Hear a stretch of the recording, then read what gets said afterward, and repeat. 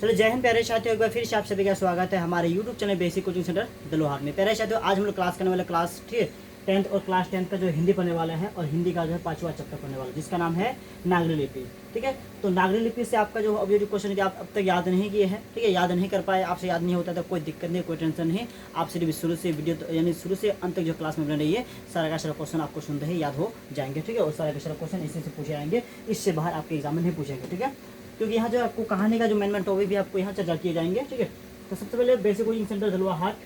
ये अभी तक चैनल को सब्सक्राइब नहीं किया है, चैनल को सब्सक्राइब कर लीजिए, वीडियो को लाइक कर लीजिए, अपने दोस्तों को भी शेयर कर लीजिए। उसी के साथ जो है आप एक क्रैश कोर्स लेना चाहते हैं किसी भी सब्जेक्ट का, यहाँ क्रैश कोर्स भी उपलब्ध है, क्रैश कोर्स भी आप ले सकते हैं। ठीक है, क्रैश कोर्स भी आपका पूरा का पूरा उपलब्ध है किसी भी सब्जेक्ट का, और कम से कम दाम पर जो है क्रैश कोर्स जो आपके सामने जो उपलब्ध कराया गया है सिर्फ और सिर्फ एक सब्जेक्ट का जो 99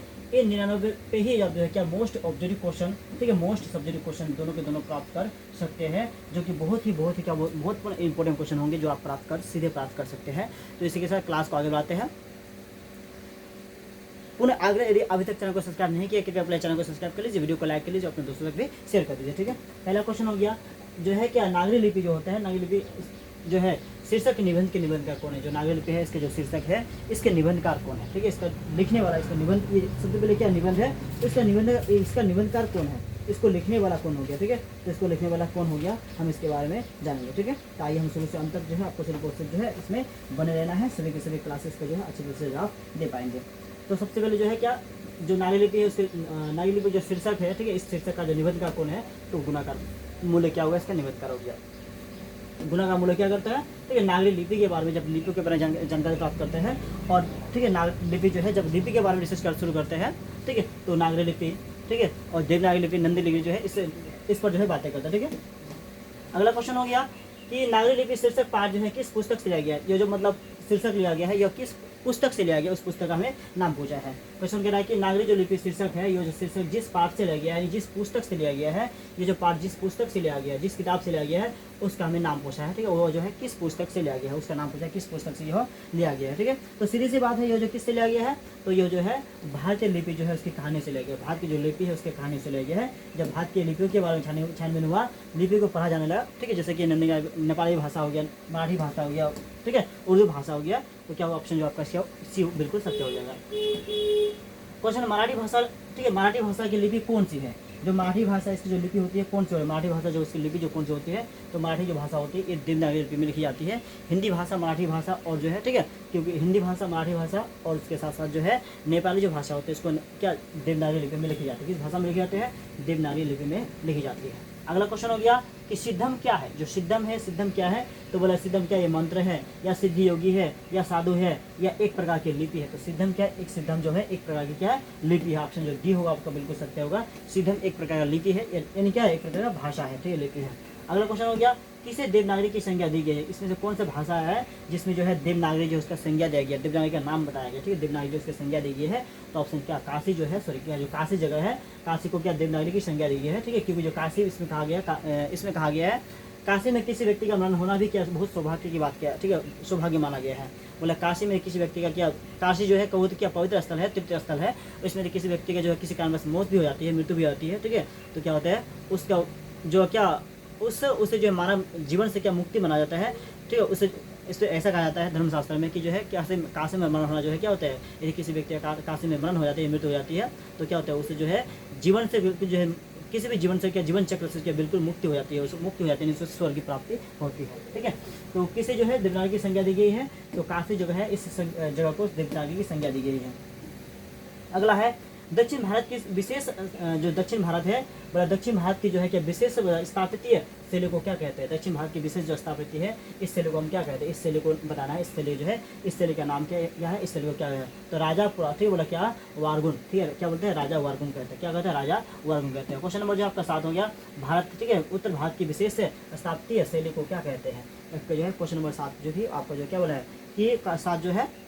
फिर डबल आ गया सर, हम यहाँ पर एक बार बता चुके हैं। 6 दक्षिण भारत की, ओ सॉरी या उत्तर भारत की पूछा है तो उत्तर भारत की विशेष स्थापत्य जो है शैली को क्या कहते हैं, जो उत्तर भारत का उस समय दक्षिण भारत का भी क्या बोला आपका उत्तर भारत को, ऑप्शन क्या होगा आपको जो डी होगा नगर शैली कहते हैं। क्या कहते हैं ऑप्शन जो डी बिल्कुल सत्य होगा, क्या नगर शैली कहते हैं। गुणागार मूल्य का जन्म जो है कब हुआ था, गुणागार मूल्य जो लेखक है इस कहानी का, नागरी लिपि का जो लेखक है इस कहानी का जो मतलब लेखक है, ठीक है, या जो निबंधकार है कह रहा है कि इसका जो है ठीक है गुणागार मूल्य का जन्म जो है कब हुआ था, जो गुणागार मूल्य है इसका जन्म जो हुआ था कब हुआ था, तो इसका जन्म कितना हो गया था 1935 ईस्वी में हुआ था, ठीक है, कब हुआ था तो 1935 में इसका क्या हुआ जन्म हो गया था। गुणाकार मूल्य का जन्म जो है कहाँ हुआ था, क्वेश्चन पूछा जो गुणाकार मूल्य है इसका जन्म जो हुआ था कहाँ हुआ था, ठीक है, इसका जन्म जो हुआ किस स्थान पर हुआ था, उस स्थान का जो है नाम पूछे किस स्थान में हुआ था, तो इसका जो स्थान हुआ था ठीक है महाराष्ट्र जो है, महाराष्ट्र के जो है में जो है 1937 में इसका क्या हुआ जन्म हुआ था, कहाँ हुआ था तो महाराष्ट्र में हुआ था। मतलब कि इन्होंने किस पुस्तक की पुरानी लिपियों में जो विस्तृत ठीक है जानकारी दी है, क्या जो है गुणाकार मूल्य ने किस पुस्तक में जो है किस पुस्तक में पुराने जो लिपि होते हैं पुराने लिपि की विस्तृत जानकारी यानी पुराने लिपियों के बारे में किस पुस्तक में संपूर्ण बताया गया है, ऐसा कौन सा पुस्तक है जिसमें जो है पुराने लिपियों के बारे में संपूर्ण बताया गया, कौन सा लिपि में, तो आपका जो है अक्षर कथा एक मतलब पुस्तक है, उस पुस्तक में जो है लिपियों के बारे में विशेष ज्ञान दिया गया है, ठीक है, आपको जो पढ़ना ठीक है पढ़ने का इच्छुक हो तो अक्षर कथा जो पुस्तक को मंगा कर जो है क्या कर सकते हैं पढ़ भी सकते हैं, जिसमें जो किसी भी जो मतलब भाषा है किसी भी जो मतलब क्या अक्षर ज्ञान उसके बारे में आपको जानकारी मिल जाएंगे। मराठी जो होता है कौन सी भाषा है, ठीक है, मराठी कौन सी लिपि है, सॉरी मराठी जो कौन सी लिपि है, मराठी जो मतलब लिखी जाती है भाषा या कौन सी लिपि में लिखी जाती है, तो ग्रीक में या रोमन में या देवनागरी में, ठीक है, रोमन में देवनागरी में या फिर कह सकते हैं अरबी में, ठीक है, तो रोमन जो भाषा होते हैं इंग्लिश भाषा को रोमन में लिखी जाती है, जो इंग्लिश भाषा होते हैं उसको हम किस में लिखते हैं रोमन में लिखते हैं, तो आपका क्या होगा देवनागरी, ठीक है, किस में आएंगे क्यों मराठी भाषा होते हैं, हिंदी भाषा होते हैं, नेपाली भाषा होती है, ये सब के सब किस में आते हैं देवनागरी लिपि में आते हैं, किस में आते हैं देवनागरी लिपि में आते हैं। गुप्तों की राजधानी पटना को क्या कहा जाता है, जो गुप्तों की राजधानी पटना होते हैं इसको गुप्तों की राजधानी पटना होते हैं इसको क्या कहा जाता होगा, ठीक है, मतलब गुप्तों की राजधानी पटना जो है पटना को क्या कहा जाता होगा, तो क्या होता है पाटलिपुत्र बिल्कुल गलत है, ठीक है, कुसुमपुर नहीं, ठीक है, बिलासपुर जो है ये तीनों के तीनों आपको संस्कृत में कहा गया है, जबकि आप पाटलिपुत्र वैभव में पाटलिपुत्र का वर्णन किया गया है, तो ये बात की बात है तो उसको हम क्या कहते हैं देवनगर कहते हैं, देवों का नगर कहते हैं, क्या कहते हैं पाटलिपुत्र को देवों का नगर। गुप्तों की राजधानी जो है पटना को क्या कहते हैं, गुप्तों की राजधानी जो है पहले की बात है, ठीक है,